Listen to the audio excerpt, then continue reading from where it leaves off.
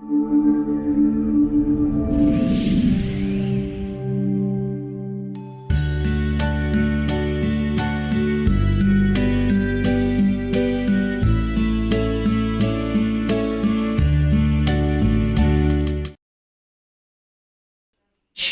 dan kita bersuah lagi, kita bertemu lagi dalam ringkasan pelajaran Sekolah Sabat.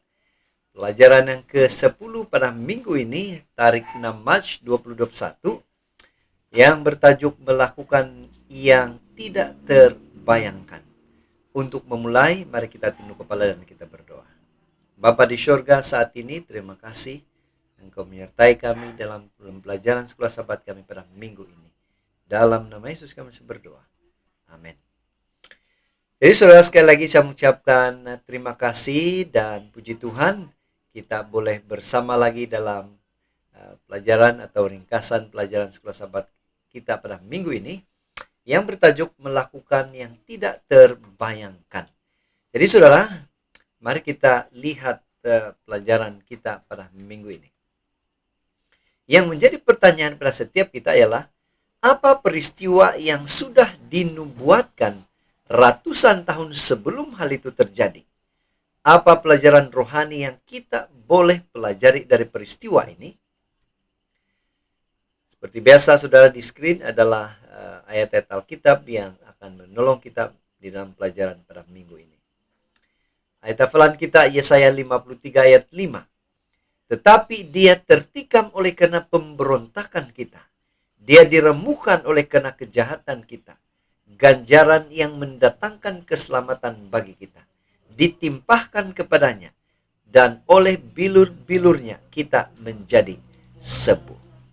Nah saudara, sangat menarik pelajaran pada minggu ini karena satu pelajaran yang membuat kita berpikir bagaimana peristiwa itu terjadi.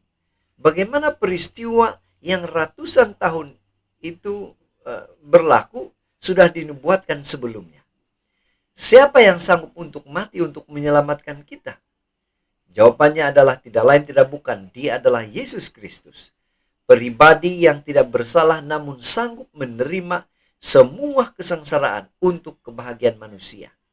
Bayangkan saudara, ada orang yang tidak bersalah dipukul dan diludahi mukanya, tetapi tidak mengeluh atau membela diri.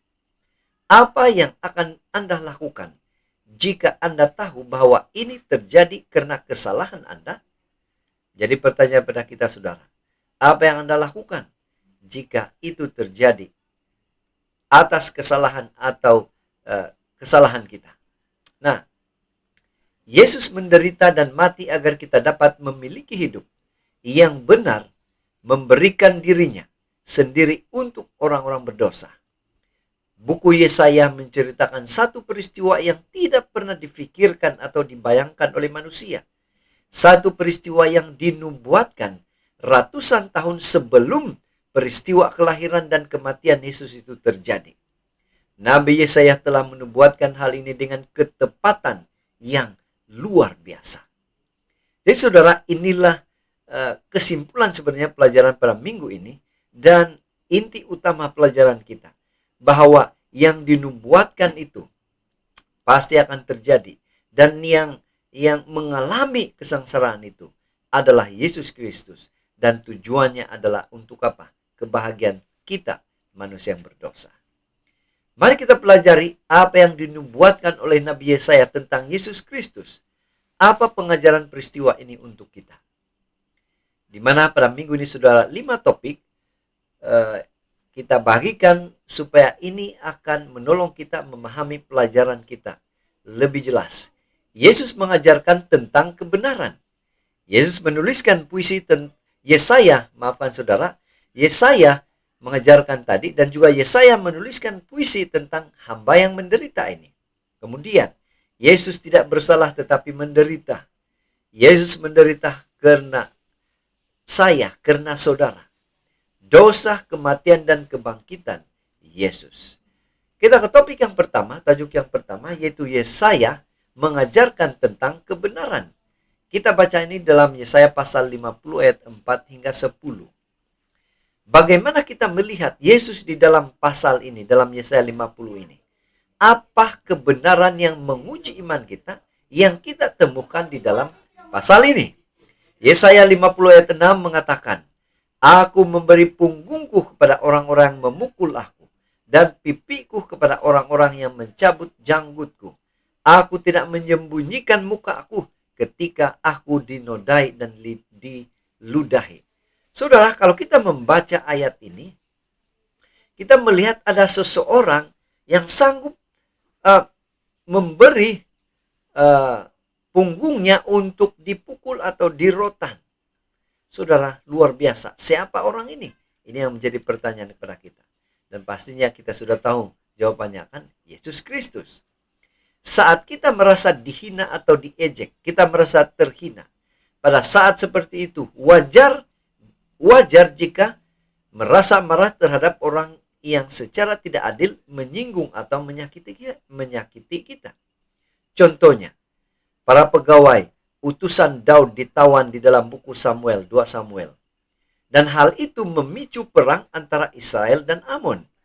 Di sini Daud bertindak balas dengan hal itu. Dia melakukan sesuatu untuk membalas. Namun kita temukan dalam tulisan Yesaya ini ada pribadi yang paling berkuasa, yaitu Yesus, pernah menanggung ejekan dan cemoohan tanpa membelah diri atau menjadi marah. Yesus tidak turun dari salib untuk menghentikan ejekan dan penghinaan itu. Mengapa? Ada sebabnya, saudara. Dan jawabannya adalah di dalam topik yang kedua. Yesaya menuliskan puisi tentang hamba yang menderita itu di dalam pasal 52 sampai 53. Apa isi puisi Yesaya ini? Bagaimana dia menerangkan kesengsaraan yang dialami oleh hamba yang menderita dalam pasal ini? Saudara, ini yang menjadi pertanyaan pada kita. Yesaya 52 ayat 13 menjawab atau mengatakan, Sesungguhnya hambaku akan berhasil, ia akan ditinggikan, disanjung dan dimuliakan. Saudara, siapa hamba ini? Sehingga dia berhasil, dia ditinggikan, disanjung dan dimuliakan. Tidak lain tidak bukan, dia adalah Yesus Kristus. Dan kita melihat setiap ayat seperti yang Anda lihat di screen. Apa yang berlaku kepada Yesus? Dia apa yang terjadi? Ya saudara, yang dinubuatkan dalam buku Yesaya ini luar biasa. Hamba itu dimuliakan, ayat 13. Kemudian penghinaan kepadanya telah dinubuatkan. 53 ayat 1, siapa yang percaya? Kemudian ayat 2 hingga 3 pasal 53 Yesaya, dia dihina. Kemudian ayat seterusnya, dia menderita bagi saudara dan saya. Meskipun tidak bersalah, dia dihukum dan akhirnya mati. Kemudian seterusnya, hamba itu dimuliakan di dalam ayat yang seterusnya. Saudara, kita melihat ciri-ciri yang dialami oleh Yesus sendiri ini yang harus dia tanggung untuk kebaikan, untuk keselamatan saudara dan saya. Saudara, luar biasa. Satu nubuatan yang dituliskan melalui Nabi Yesaya ini, yang telah dituliskan sebelum perkara ini terjadi. Namun, apa yang sudah kita pelajari saudara di dalam buku Perjanjian Baru, semuanya ini diterima, dilakukan oleh Yesus Kristus. Saudara, di dalam Filipi 2 ayat 5 sampai 11 juga menerangkan kepada kita bagaimana kita melihat dan bagaimana kita merespon akan pengorbanan Yesus. Jadi Anda boleh membaca ini saudara, dan bagaimana kita sebagai anak-anak Tuhan, kita harus mengaku Yesus Kristus adalah Tuhan dan bagi kemuliaan Allah Bapa. Sungguh luar biasa saudara. Saudara, seterusnya dalam topik yang ketiga, Yesus tidak bersalah tetapi menderita. Pasal 52 sampai 53. Nah saudara, yang menjadi pertanyaan, bagaimana Yesaya menerangkan situasi penderitaan ini? Bagaimana buku Yesaya ini menerangkan momen-momen atau kesengsaraan penderitaan yang dialami oleh Yesus ini? Yesaya 53:1 mengatakan, siapakah yang percaya kepada berita yang kami dengar, dan kepada siapakah tangan kekuasaan Tuhan dinyatakan? Ini menjadi pertanyaan kepada kita, dan menjadi pertanyaan juga yang ditanyakan oleh Yesaya. Siapa percaya pada berita yang kami berikan ini atau sampaikan ini? Dan siapakah tangan kekuasaan? Dan siapakah tangan kekuasaan Tuhan dinyatakan? Saudara, di dalam topik ini, di dalam Yesaya 52:13, hamba itu ditinggikan dan dimuliakan. Namun sesuatu terjadi secara tiba-tiba. Dan hamba itu menjadi apa? Kelihatan buruk di dalam ayat 14. Hal ini membuat para raja melihat apa yang tidak diceritakan dan memahami apa yang tidak mereka dengar. Hamba ini Yesus tidak bercacat, tetapi masih menderita seperti Ayub. Mengapa ramai orang yang tidak bersalah menderita? Hal ini tetap menjadi pertanyaan kepada setiap kita. Namun, di dalam buku Yesaya ini menerangkan kepada kita situasi, momen, keadaan bagaimana Yesus itu mengalami kesengsaraan, penderitaan yang luar biasa. Saudara, namun yang menjadi pertanyaan pada kita ialah, siapa yang mau percaya apa yang telah dinubuatkan ini? Inilah pertanyaan Nabi Yesaya. Siapa yang mau menerima akan perkabaran yang benar ini? Mereka yang percaya akan mengalami kekuatan penyelamatan Allah. Tangan yang sama yang membebaskan Israel dari Mesir akan membebaskan setiap orang yang percaya dari kematian. Pertanyaan saudara, apakah saudara percaya dengan firman Tuhan ini? Mari kita menjawab saudara. Yes, ya Tuhan. Kami yakin, percaya, mengimani apa yang sudah dinubuatkan. Topik yang keempat, Yesus menderita untuk saya dan saudara. Yesaya 53:3-9. Bagaimana Yesaya menerangkan penderitaan Yesus ini kepada kita? Dan apa yang menjadi respon kita, jawaban kita? Yesaya 53:5 mengatakan, tetapi dia tertikam oleh karena pemberontakan kita. Dia diremukkan oleh karena kejahatan kita. Ganjaran yang mendatang keselamatan bagi kita ditimpahkan kepadanya, dan oleh bilur-bilurnya kita menjadi sembuh. Saudara, di dalam ayat ini menerangkan begitu menderitanya, bagaimana yang Yesus alami untuk menanggung akan segala penderitaan yang sepatutnya yang kita terima. Tapi saudara, inilah Tuhan kita. Dia menderita untuk saudara dan saya. Dia berkorban untuk saudara dan saya. Allah memberi kita seorang anak, Raja Damai, Yesaya 9:6. Namun mereka berperang melawan dia. Dia diadili tanpa sebab. Dia dihukum seperti penjahat, meskipun dia tidak pernah berdosa, dan dia juga dianiaya. Saudara, bayangkan hal ini berlaku, begitu memberikan kesan yang begitu mendalam kepada Yesus Kristus. Namun yang pastinya saudara, yang menjadi pertanyaan kepada kita ialah, apa respon kita? Siapakah musuhnya? Siapakah yang melakukan ini? Yang memberi kesengsaraan? Yang menghukum Yesus? Jawabannya atas pertanyaan ini jelas dan menyakitkan, yaitu kita semua yang melakukan.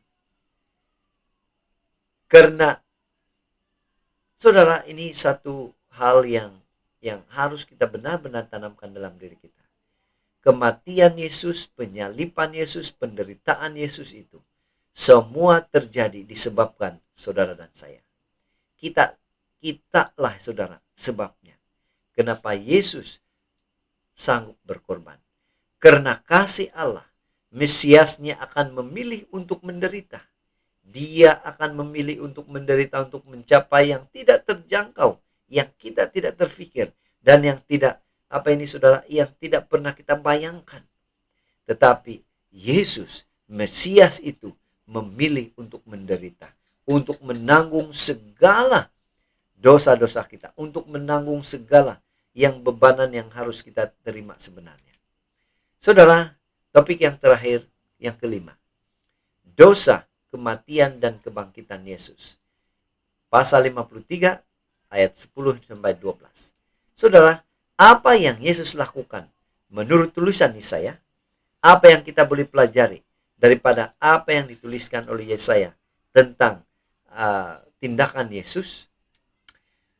Ayat ke-10, Yesaya 53, apabila ia menyerahkan dirinya sebagai korban penebus salah, ia akan melihat keturunannya, umurnya akan lanjut, dan kehendak Tuhan akan terlaksana olehnya. Saudara, inilah bayangan bagaimana penebus itu, bagaimana dia menyerahkan dirinya sebagai korban penebus salah kita, dosa kita. Saudara, luar biasa. Setiap pelanggaran dosa terhadap Tuhan, terhadap Allah, dan orang lain harus ditebus. Jika diperlukan, si korban harus diberi ganti rugi. Bagaimanapun suatu korban harus dipersembahkan. Hewan yang tidak bersalah harus mati untuk menggantikan si pelaku. Inilah yang dilakukan oleh bangsa Israel di dalam proses apa, saudara? Proses pengampunan, penerimaan, pengakuan. Yesus adalah anak domba Allah. Dia mengorbankan dirinya untuk menebus kita dari dosa. Dia mati agar kita boleh bebas dari kematian kekal. Kebangkitan Yesus menjamin kebangkitan kita sendiri. Kita adalah keturunannya. Kesusahan jiwanya, percayalah perkabaran ini, dan pengorbanan tertinggi Yesus akan setimpal. Dia akan merasa puas saat melihat kita memasuki gerbang Yerusalem baru. Saudara, inilah apa ini, saudara, janji Tuhan. Inilah situasinya, saudara. Satu situasi yang pastinya akan menggembirakan setiap kita, khususnya siapa? Yesus Kristus. Bila mana melihat kita memasuki pintu gerbang sorga itu, pintu gerbang Yerusalem baru itu. Karena apa, saudara? Kita apa? Percaya kepadanya, mengimani dia, menerima dia sebagai juru selamat pribadi kita. Jadi saudara, pena inspirasi juga mengatakan, Kristus bukannya tidak peka terhadap hinaan atau celaan. Dia merasakan semuanya dengan sangat pahit. Dia merasakan jauh lebih dalam dan benar-benar mengetahui daripada penderitaan yang dapat kita rasakan. Karena sifatnya lebih mulia dan murni dan suci daripada manusia berdosa yang untuknya dia menderita. Dia adalah mulia di syurga. Dia setara dengan Bapa. Dia adalah panglima daripada malaikat. Namun dia mati untuk manusia. Kematian yang di atas segalanya ditutupi dengan hinaan dan celaan. Oh, semua orang-orang tinggi hati menyadari ini.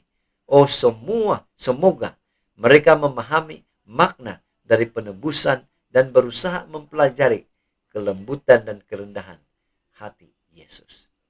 Saudara, inilah satu perkara dan satu penerangan yang jelas. Bagaimana Tuhan itu sanggup melakukan itu. Bagaimana Tuhan itu sanggup menerima penghinaan itu. Dan semua apa yang dia lakukan itu adalah untuk saudara. Supaya kita mendapat keselamatan, supaya kita berbahagia bersama dengan Yesus di surga nanti. Jadi saudara, dalam pelajaran Sekolah Sahabat pada minggu ini, kita boleh menyimpulkan. Setelah bercerita tentang kelahiran, identiti, dan kisah pekerjaan Allah pembebas, Yesaya akhirnya menyatakan tragedi besar yang memberi kita harapan.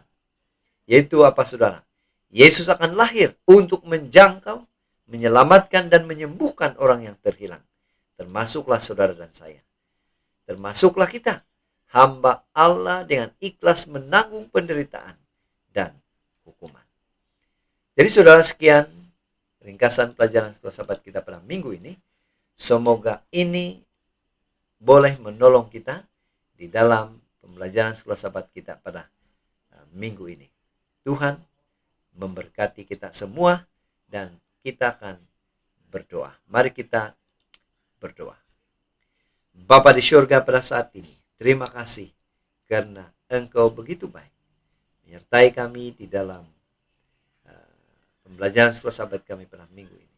Tolong kami Tuhan, agar kami mengerti dan kami boleh mempraktikkan yang baik itu dalam kehidupan kami. Dan jadilah kehendak-Mu seperti di surga. Dalam nama Yesus kami berdoa.